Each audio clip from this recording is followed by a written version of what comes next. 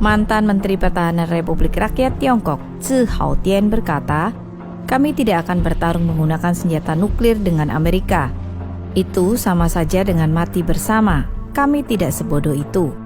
Tetapi menggunakan satu-satunya rahasia untuk menggunakan senjata non-destruktif yang dapat membunuh banyak orang, yaitu senjata biologis."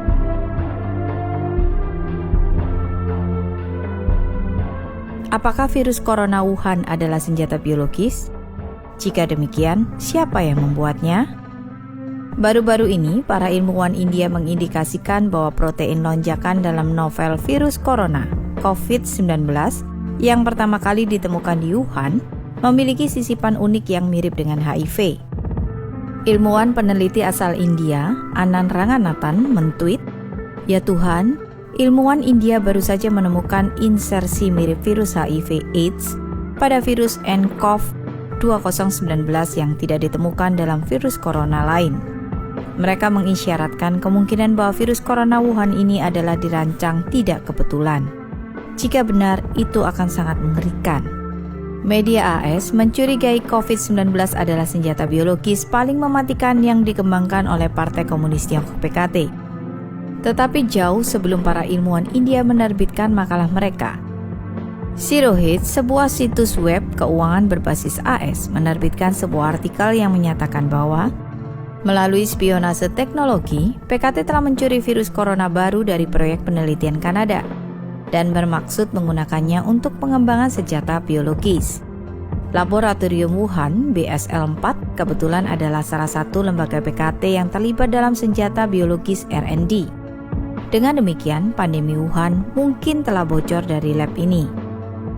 Situs web militer utama PKT mengakui bahwa virus corona Wuhan adalah buatan manusia, tetapi telah melontarkan tuduhan bahwa virus itu direkayasa oleh Amerika Serikat.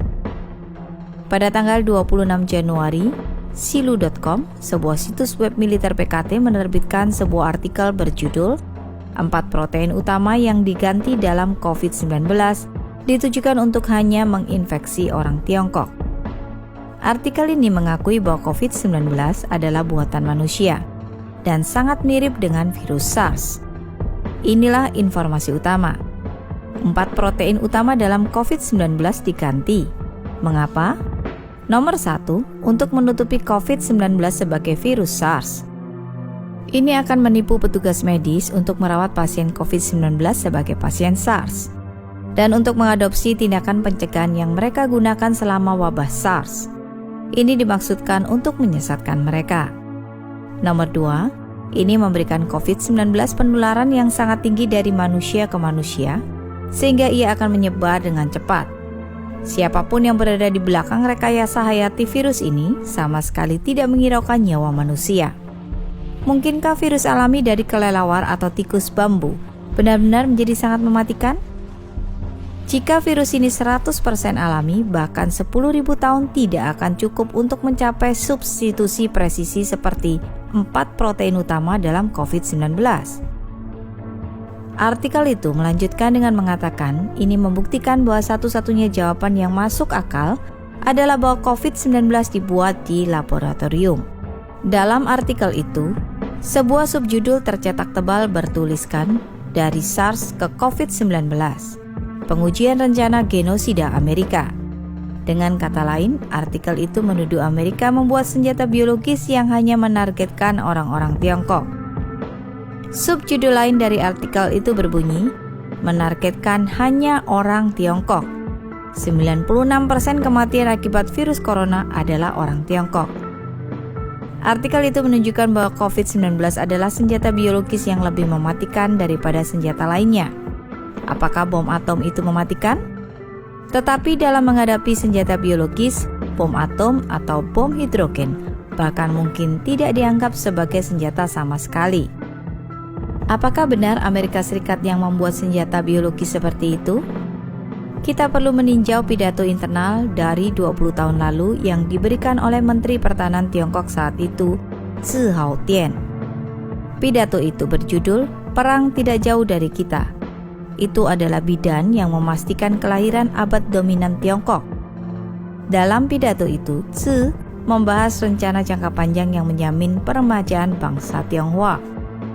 Tzu mengatakan kita harus terus mencengkram 3 isu utama. Pertama, masalah ruang hidup yang dihadapi Tiongkok karena populasi berlebihan yang serius dan lingkungannya yang memburuk. Dengan demikian, ini mengarah pada masalah kedua. PKT harus mendidik orang-orang Tiongkok untuk go global. Dengan ini, Tzu berarti menaklukkan wilayah baru dan membangun Tiongkok kedua melalui kolonialisme. Dan akhirnya masalah ketiga dan yang paling kritis, masalah bagaimana berurusan dengan Amerika Serikat. Tzu memperingatkan para pendengarnya. Ini tampaknya mengejutkan, tetapi logikanya sangat sederhana. Ada bentrokan mendasar antara Tiongkok dan kepentingan strategis Barat. Dengan demikian, Amerika tidak akan pernah membiarkan Tiongkok mengambil alih negara lain dan membangun negara Tiongkok kedua. Amerika akan menghalanginya. Tzu melanjutkan penjelasannya. Apakah Amerika akan mengizinkan kita untuk mengglobal dan menguasai ruang hidup baru? Jika Amerika bertekad untuk menghentikan kita, maka akan sulit bagi kita untuk mengadopsi strategi apapun yang berarti melawan Taiwan, Vietnam, India, dan bahkan Jepang. Jadi, berapa banyak wilayah baru yang sangat berarti yang dapat diharapkan untuk kita taklukkan? Sederhana saja. Hanya negara-negara dengan wilayah luas seperti Amerika Serikat, Kanada, dan Australia yang dapat memenuhi kebutuhan kolonialisasi skala besar kita. Tzu Haotian berkata, kami tidak akan bertarung menggunakan senjata nuklir dengan Amerika. Itu sama saja dengan mati bersama. Kami tidak sebodoh itu. Tetapi menggunakan satu-satunya rahasia untuk menggunakan senjata non-destruktif yang dapat membunuh banyak orang, yaitu senjata biologis. Tzu kemudian menambahkan, tentu saja kami belum melakukan apa-apa. Dalam beberapa tahun terakhir ini, kami telah mengambil kesempatan untuk mendapatkan senjata seperti itu. Partai Komunis Tiongkok PKT percaya senjata biologis sangat penting untuk mengalahkan Amerika Serikat. Tzu menghubungkannya dengan Deng Xiaoping, yang memprioritaskan senjata biologis sebagai senjata paling penting. Tzu berkata, ketika Kamerat Deng Xiaoping masih hidup, dia membuat keputusan yang cerdik dan benar untuk tidak mengembangkan kelompok pertempuran kapal induk. Sebagai gantinya, kita akan fokus pada pengembangan senjata biologis yang memusnahkan populasi musuh kita. Meskipun sulit dipercaya, tetapi Tzu melihat dirinya sebagai seorang komunis kemanusiaan. Dia mengakui bahwa dia merasa bertentangan dengan hal ini. Kadang-kadang saya berpikir tentang betapa kejamnya bagi Tiongkok dan Amerika untuk menjadi musuh, kata Tzu. Bagaimanapun, Tzu mengakui bahwa Amerika membantu Tiongkok selama Perang Dunia II. Orang-orang Tiongkok ingat bagaimana Amerika membantu kami melawan imperialisme Jepang. Tetapi semua itu tidak lagi penting sekarang. Dalam jangka panjang, pertempuran antara Tiongkok dan Amerika adalah satu pertempuran yang hanya satu dari kami yang menjadi pemenang. Tetapi Amerika adalah negara paling sukses di dunia saat ini. Hanya ketika kita telah berhasil mempelajari segala sesuatu yang bermanfaat dari Amerika, kita berharap untuk bisa mendudukinya di masa depan. Kita tidak boleh lupa apa yang telah diajarkan oleh peradaban kita di masa lalu berkali-kali. Tidak mungkin ada 2 harimau yang mendominasi gunung yang sama. Jadi kita harus membuat persiapan untuk 2 kemungkinan hasil.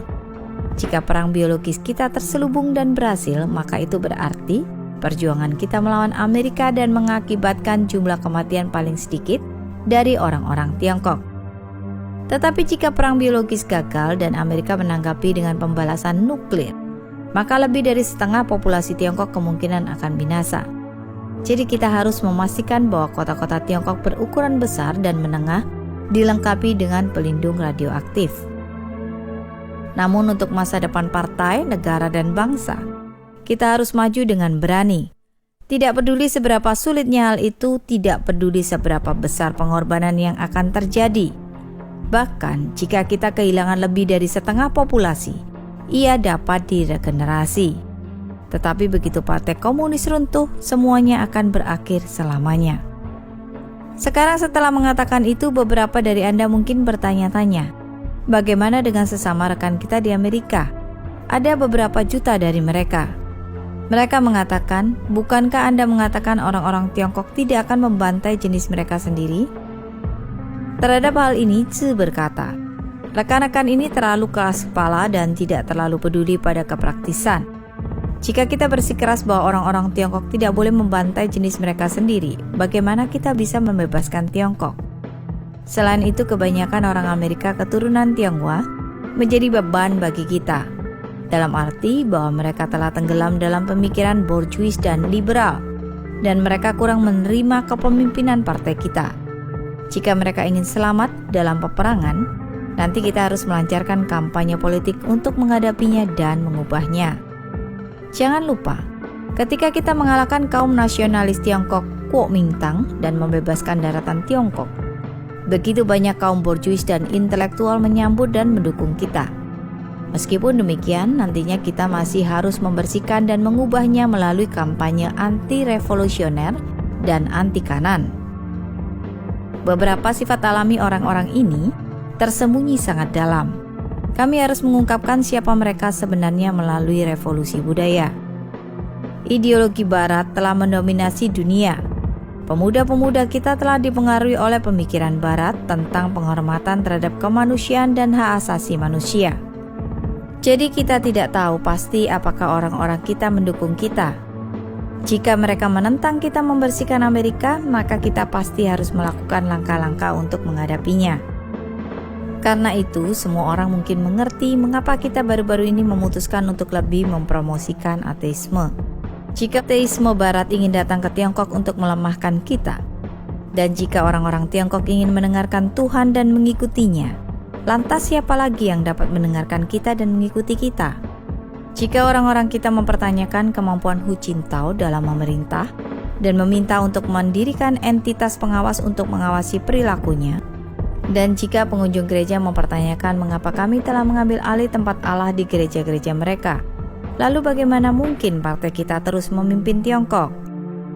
Sekarang kita berada pada saat yang kritis, sebanding dengan ketika pasukan revolusioner kita saat itu sedang mempersiapkan diri sebelum menyeberangi sungai Yangtze. Tetapi selama kita fokus pada hal yang paling mendasar, yaitu mempersiapkan perjuangan militer, Komite Sentral percaya jika kita dapat menyelesaikan masalah Amerika, semua masalah dalam negeri kita juga akan dapat terselesaikan dengan mudah. Jadi, di permukaan, persiapan militer kita menargetkan disensor. Tetapi sebenarnya ia menargetkan Amerika, dan tujuannya jauh melebihi mengalahkan kapal induk dan satelit AS. Dalam artikel itu, Tzu juga mengatakan, perkembangan ekonomi kita sebenarnya untuk mempersiapkan perang. Ini bukan untuk meningkatkan kehidupan orang-orang Tiongkok dalam jangka pendek.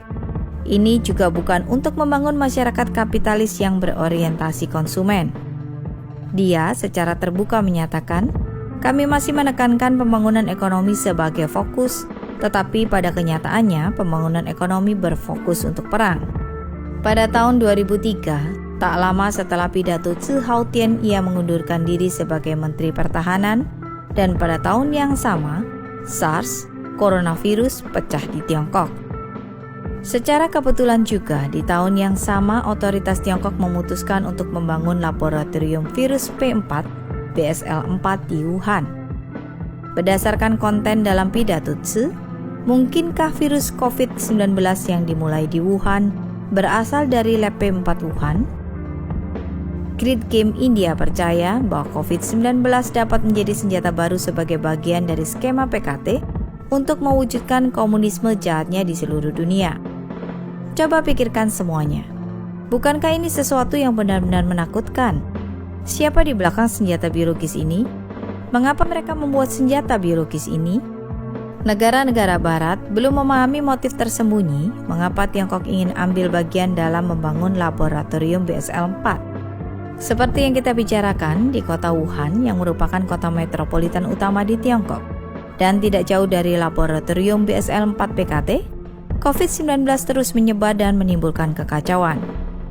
Stephen K. Bannon berkomentar bahwa orang-orang di Barat mengalami kesulitan memahami gagasan bahwa beberapa pemerintah dapat membuat senjata semacam itu di laboratorium, kemudian melepaskan senjata-senjata ini untuk membunuh rakyat mereka sendiri. Ini belum pernah terjadi sebelumnya dalam sejarah manusia, dan pemerintah di Barat tidak bisa mempercayainya. Dan langkah pertama adalah mencari tahu apakah virus corona Wuhan itu alami atau dibuat di laboratorium.